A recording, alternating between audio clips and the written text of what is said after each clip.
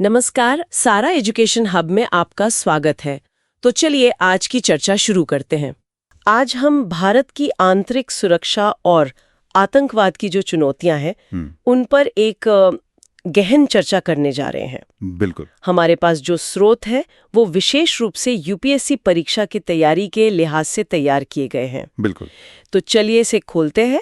हमारा लक्ष्य है कि इन सभी जटिल जानकारियों को आपस में जोड़ें ताकि राष्ट्रीय सुरक्षा की एक स्पष्ट तस्वीर सामने आ सके, एक पूरी सूरत बन सके। हाँ, तो शुरुआत दिल्ली से करते हैं। राजधानी होने के नाते दिल्ली हमेशा एक हाई वैल्यू टारगेट क्यों रहती है? ये एक बहुत ही महत्वपूर्ण सवाल है। देखिए, दिल्ली पर कोई भी हमला सिर्फ एक स्थानीय घटना नहीं होती। अच्छा, बल्कि यह सीधे तौर पर भारत की अंतर्राष्ट्रीय छवि, उसकी स्थिरता और उसके सुरक्षा तंत्र पर एक संदेश होता है। मतलब ये एक सिंबॉलिक अटैक ज्यादा होता है। बिल्कुल। स्रोतों के अनुसार ऐसे हमलों के विश्लेषण के 3 मुख्य पहलू हैं। ओके। पहला है राष्ट्रीय सुरक्षा।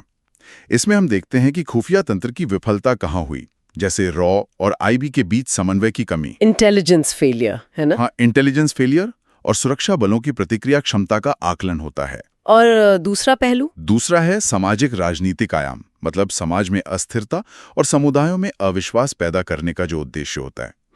और तीसरा कूटनीतिक प्रभाव।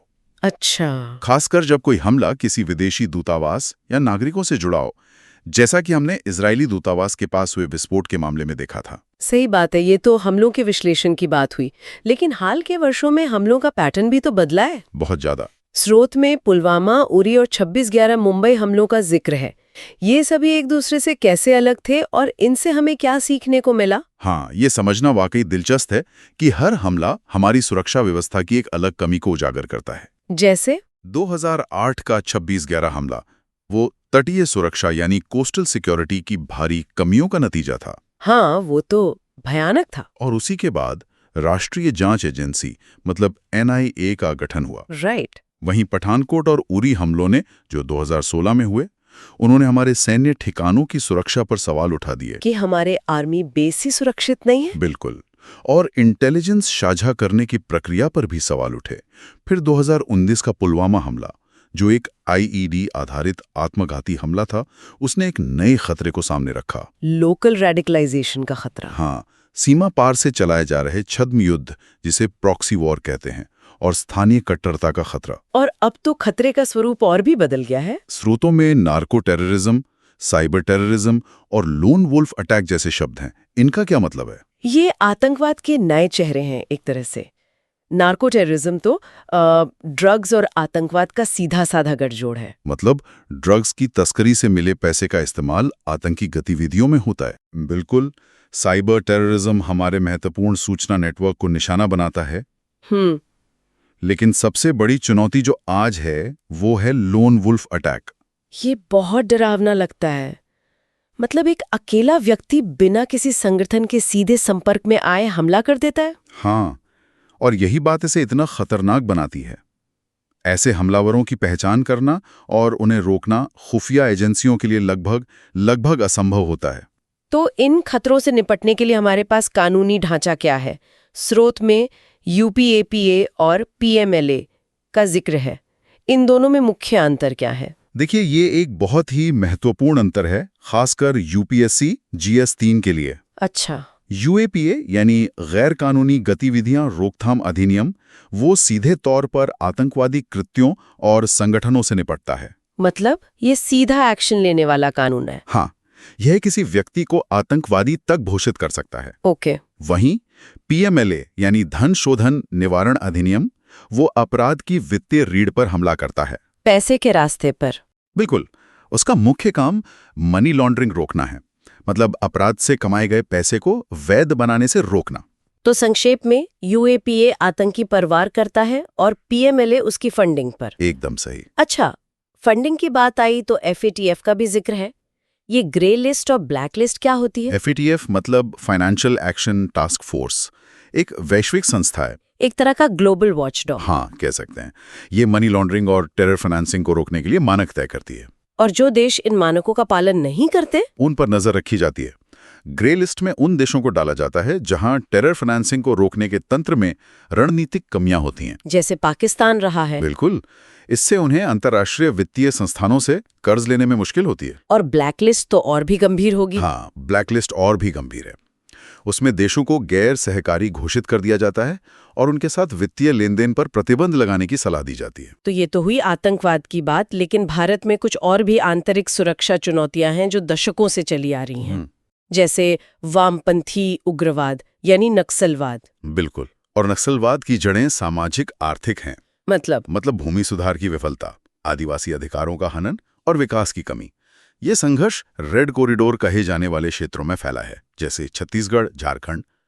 सरकार इससे निपटने के लिए समाधान सिद्धांत पर काम कर रही है। ये क्या है? ये एक बहुआयामी रणनीति है। इसमें स्मार्ट लीडरशिप है, आक्रामक रणनीति है और विकास कार्य और तकनीक का इस्तेमाल भी शामिल है।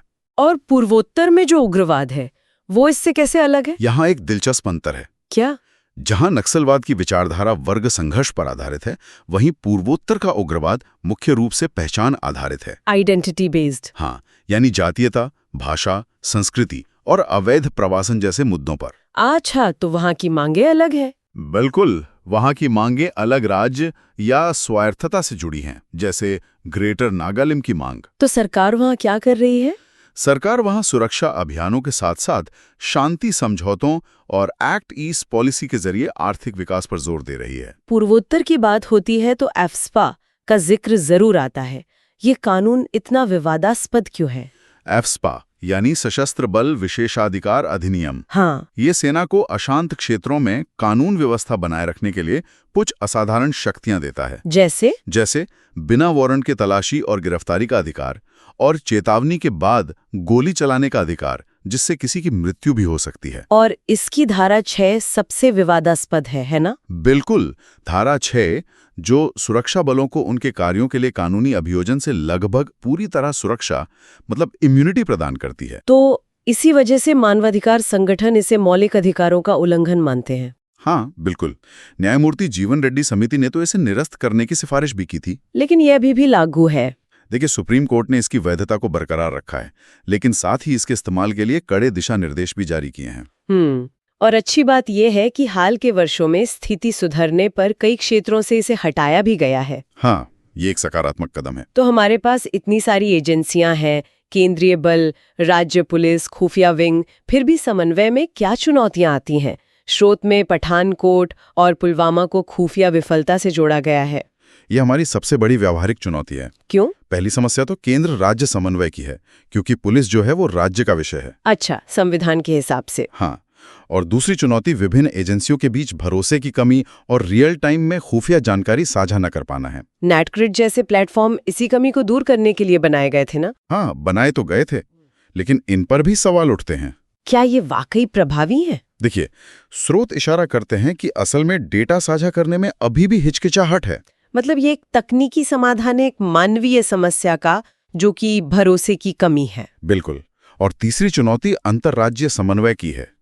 उग्रवादी अक्सर राज्यों की सीमाओं का फायदा उठाकर बच निकलते हैं। तो इन सभी चुनौतियों से निपटने के लिए एक एकीकृत और भरोसेमंद समन्वय तंत्र बनाना सबसे जरूरी है। सबसे जरूरी। तो आज की इस चर्चा से ये स्पष्ट है कि भारत की आंतरिक सुरक्षा एक बहुस्तरीय पहेली की तरह है। बिल्कुल। इसमें सीमा पार आतंकवाद है, घरेलू उग्रवाद है, कानूनी और मानवाधिकारों के बीच संतुलन साधने की चुनौती है, और इन सबसे ऊपर विभिन्न सुरक्षा एजेंसियों के बीच प्रभावी समन्वय की जरूरत है। सही कहा। ये केवल सैन्य या पुलिस की लड़ाई नहीं है, बल्कि इसके लिए एक समग्र दृष्टिकोण की आवश्यकता है, जिसमें विकास, कूटनीति और सामुदायिक भागीदारी भी शामिल हो।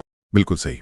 और भविष्य के लिए एक विचारणीय प्रश्न ये भी है कि प्रौद्योगिकी, विशेष रूप से आर्टिफिशियल इंटेलिजेंस और ड्रोन तकनीक, किस तरह से इन खतरों के स्वरूप को बदल देगी।